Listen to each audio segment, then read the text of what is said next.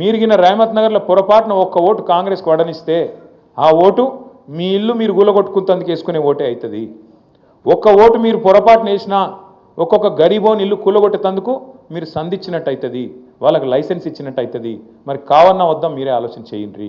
ఇది మీ సమస్యనో నా సమస్యనో కాదు, నగరంలో ఉండే అందరి సమస్య. మీరు చూస్తున్నారు హైడ్రా అనేది పెద్ద పెద్ద ఇంట్లో పెద్దోళ్ళ ఇంటి మీదకి పోదు.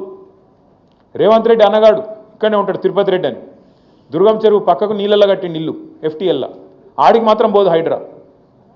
ఎందుకు? ముఖ్యమంత్రి అన్న కదా, పోతే ఉద్యోగం పోతుంది కదా, ఆడికి పోదు. ఆడికి పోతుంది, రేమత్ నగర్ పోతుంది, బోరబండ పోతుంది, యూసఫ్గూడ పోతుంది, షేక్పేట పోతుంది, ఎర్రగడ్డ పోతుంది.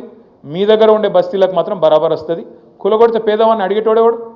గోపన్న లేడు కదా, గోపన్న ఉంటే బరాబర్ వచ్చి అడ్డం నిలబడుతుండే. గోపన్న లేడు కదా, ఇక అడిగేటోడు ఎవడున్నాడు? మేము చూసుకుంటాం, జూబ్లీస్ దున్నిపారేస్తాం అనే దాంతో పైసలు కొడతాం, అవసరమైతే ఆఖరికి ఓటుకింత కొడితే గరీబ్ గాలు మాకే అయిపోతే ఎవరికెత్తారు అనే ధైర్యము ఇలా కాంగ్రెస్ వాళ్ళు ఆ ధీమాతో ఉన్నారు.